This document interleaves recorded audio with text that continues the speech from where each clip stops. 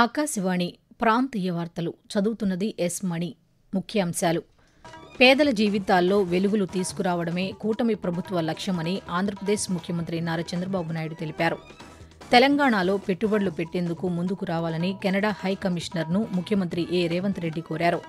కాశీబుగ్గ ఆలయం వద్ద జరిగిన తొక్కిసలాట ఘటనలోని మృతుల కుటుంబాలకు 15 లక్షల రూపాయల పరిహారాన్ని ఆంధ్రప్రదేశ్ ప్రభుత్వం అందజేయనున్నట్లు మంత్రి నారా లోకేష్ వెల్లడించారు. పోలవరం ప్రాజెక్టు నిర్వాసితులందరికీ ప్రభుత్వం పరిహారం అందజేయనుందని ఆంధ్రప్రదేశ్ జలవనరుల శాఖ మంత్రి నిమ్మల రామానాయుడు వెల్లడించారు.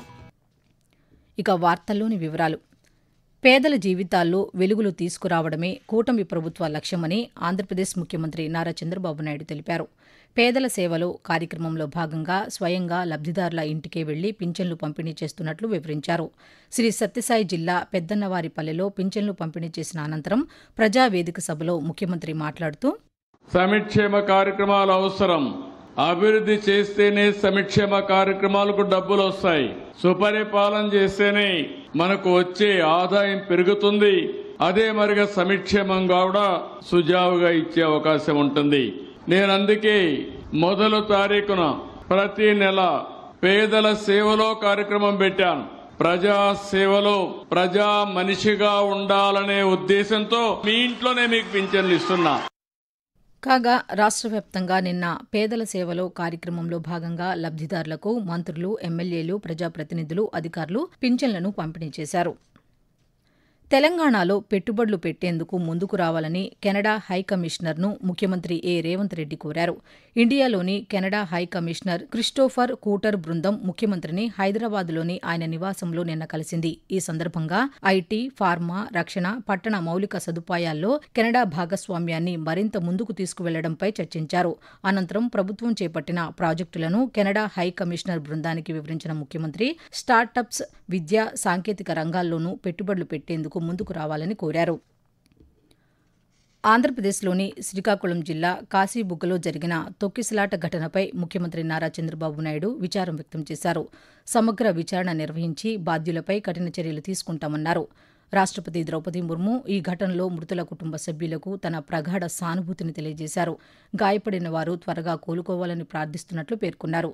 ప్రధానమంత్రి నరేంద్ర మోదీ ఈ ఘటనపై దిగ్భ్రాంతిని వ్యక్తం చేశారు. మృతుల కుటుంబాలకు ప్రధానమంత్రి సహాయ నిధి నుంచి 2 లక్షల రూపాయలు, క్షతగాత్రులకు 50,000 రూపాయల చొప్పున ఎక్స్గ్రేషియా ప్రకటించారు. ఆంధ్రప్రదేశ్లోని శ్రీకాకుళం జిల్లా కాశీబుగ్గ వెంకటేశ్వర స్వామి ఆలయం వద్ద జరిగిన తొక్కిసలాట ఘటనపై రాష్ట్ర ఐటీ శాఖ మంత్రి నారా లోకేష్ తీవ్ర దిగ్భ్రాంతి వ్యక్తం చేశారు. కేంద్ర మంత్రి రామ్మోహన్ నాయుడు, రాష్ట్ర మంత్రులు అనిత, అచ్చెన్నాయుడులతో కలిసి నిన్న సాయంత్రం పలాస ఆసుపత్రికి చేరుకున్న ఆయన బాధితులను పరామర్శించారు. ఘటనకు సంబంధించిన వివరాలను అడిగి తెలుసుకున్నారు. అంతకుముందు ఘటనా స్థలాన్ని సందర్శించారు. మృతుల కుటుంబాలకు 15 లక్షల రూపాయల పరిహారాన్ని అందజేయనున్నట్లు ఈ సందర్భంగా మంత్రి నారా లోకేష్ తెలియజేస్తూ, చనిపోయిన ప్రతి కుటుంబానికి 15 లక్షల రూపాయలు, క్రిటికల్ గా ఇంజర్ అయిన వాళ్ళకి 3 లక్షల రూపాయలు ఆంధ్ర రాష్ట్ర ప్రభుత్వం అందిస్తాం జరుగుతుంది. చనిపోయిన వారికి 2 లక్షల రూపాయలు, క్రిటికల్ ఇంజర్ అయిన వాళ్ళకి 50,000 రూపాయలు కేంద్ర ప్రభుత్వం నుంచి కూడా సహాయం అందిస్తాం కూడా జరుగుతుంది. ప్రైవేట్ వ్యక్తులు గుడులు కట్టినప్పుడు దానికి తీసుకోవాల్సిన జాగ్రత్తలు ఏంటి, గుడి కట్టేటప్పుడు SOPs ఏమేం పాటించాలి, దానిపైన కూడా చాలా సీరియస్ గా రూపొందించి అది కూడా అనౌన్స్ చేయమని గౌరవ ముఖ్యమంత్రి గారు మంత్రివర్గాన్ని కూడా ఆదేశాలు జారీ చేశారు. ఇది ప్రభుత్వం చాలా సీరియస్ గా తీసుకుంటున్నాం. వ్యవసాయ శాఖ పరిధిలో గల అన్ని సంస్థలు సమర్థవంతంగా పనిచేసేలా ప్రభుత్వం చర్యలు తీసుకుంటుందని తెలంగాణ వ్యవసాయ శాఖ మంత్రి తుమ్మల నాగేశ్వరరావు తెలిపారు. హైదరాబాద్లోని ఆగ్రో ఇండస్ట్రీస్ డెవలప్మెంట్ కార్పొరేషన్ కార్యాలయాన్ని ఆయన నిన్న తనిఖీ చేశారు. ఈ సందర్భంగా మంత్రి మాట్లాడుతూ, ఎన్నో ఏళ్లుగా రైతాంగానికి సేవలు అందించిన ఆగ్రో సంస్థను పునరుద్దరించి మళ్లీ రైతాంగానికి సేవలు అందించేలా కార్యాచరణ రూపొందించినట్లు చెప్పారు. ఆకాశవాణి ప్రాంతీయ వార్తలు వింటున్నారు.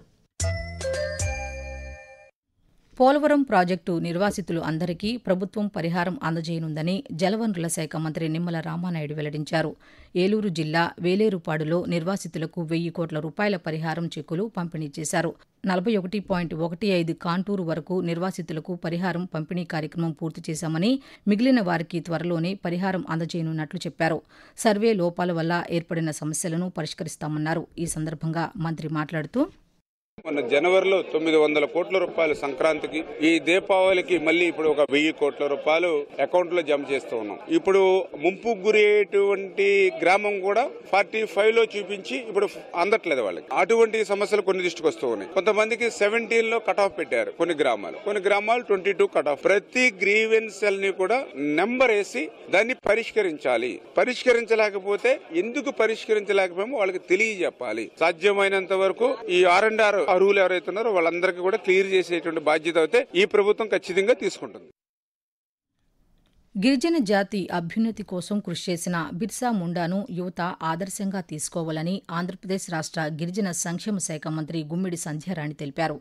పార్వతీపురం మన్యం జిల్లాలో గిరిజన స్వాభిమాన ఉత్సవాల ప్రారంభ కార్యక్రమం నిన్న జరిగింది. ఈ సందర్భంగా మంత్రి మాట్లాడుతూ గిరిజన ప్రాంతాల అభివృద్దిపై ముఖ్యమంత్రి నారా చంద్రబాబు నాయుడు ప్రత్యేక దృష్టి సారించారన్నారు. మొంతా తుఫాను ప్రభావిత ప్రాంతాల పర్యటనలో భాగంగా ఆంధ్రప్రదేశ్ రాష్ట్ర విద్యుత్ శాఖ మంత్రి గొట్టిపాటి రవికుమార్ బాపట్ల జిల్లా అద్దంకి మండలంలోని కుంకుపాడు, మోదేపల్లి, పార్వతీపురం గ్రామాలను నిన్న సందర్శించారు. తుఫాన్ కారణంగా తీవ్రంగా దెబ్బతిన్న పంట పొలాలు, వంతెనలు, రహదారులను పరిశీలించారు.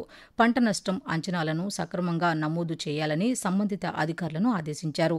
ఈ సందర్భంగా మంత్రి మాట్లాడుతూ తుఫాను కారణంగా నష్టపోయిన రైతులకు ప్రభుత్వం అండగా ఉంటుందన్నారు.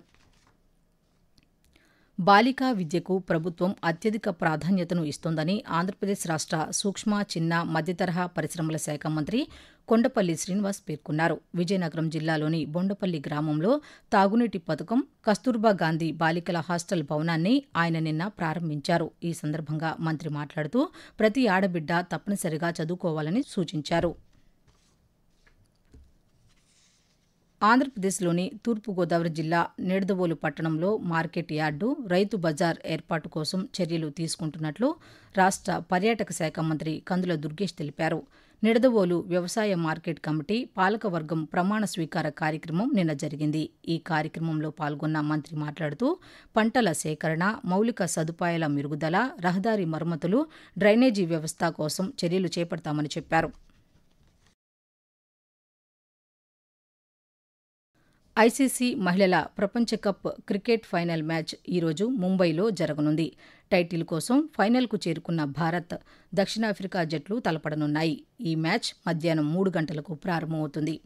ఆస్ట్రేలియా పర్యటనలో ఉన్న భారత పురుషుల క్రికెట్ జట్టు టీ20 మూడవ మ్యాచ్లో భాగంగా ఈరోజు ఆస్ట్రేలియాలోని హోబర్త్ వేదికగా జరిగే మ్యాచ్లో తలపడనుంది. స్థానిక కాలమానం ప్రకారం రాత్రి 7:15 ఈ మ్యాచ్ ప్రారంభమవుతుంది. వాతావరణం. ఆంధ్రప్రదేశ్ యానం దిగువ ట్రోపో ఆవరణంలో నైరుతి దిశగా గాలులు వీస్తున్నాయని అమరావతిలోని వాతావరణ కేంద్రం వెల్లడించింది. దీని ప్రభావంతో రాష్ట్రంలో ఈరోజు తేలికపాటి నుండి ఒక మోస్తరు వర్షాలు కురిసే అవకాశం ఉందని వాతావరణ శాఖ అధికారి ఎం వెంకట్రావు తెలియజేస్తూ ఈ రోజు ఉత్తర కోస్తా ఆంధ్రప్రదేశ్, యానాం, దక్షిణ కోస్తా ఆంధ్రప్రదేశ్లో తేలికపాటి నుంచి మోస్తరు వర్షాలు 1 లేదా 2 చోట్ల కురిసే అవకాశం ఉంది. ఇక రాయలసీమలో ఈ రోజు తేలికపాటి నుంచి మోస్తరు వర్షాలు 1 లేదా 2 చోట్ల కురిసే అవకాశం ఉంది. ఇక మరోవైపు తెలంగాణలో ఈరోజు తేలికపాటి నుండి ఒక మోస్తరు వర్షాలు కురిసే అవకాశం ఉందని హైదరాబాద్లోని వాతావరణ కేంద్రం తెలిపింది. ప్రాంతీయ వార్తలు ముగించే ముందు ముఖ్యాంశాలు మరోసారి. పేదల జీవితాల్లో వెలుగులు తీసుకురావడమే కూటమి ప్రభుత్వ లక్ష్యమని ఆంధ్రప్రదేశ్ ముఖ్యమంత్రి నారా చంద్రబాబు నాయుడు తెలిపారు.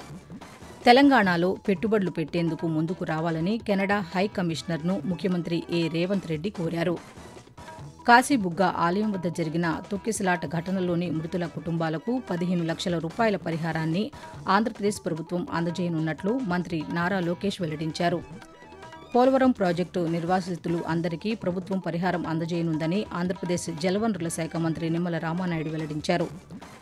ఆకాశవాణి ప్రాంతీయ వార్తలు ఇంతటితో సమాప్తం. తిరిగి 7:05 జాతీయ వార్తలు వింటారు.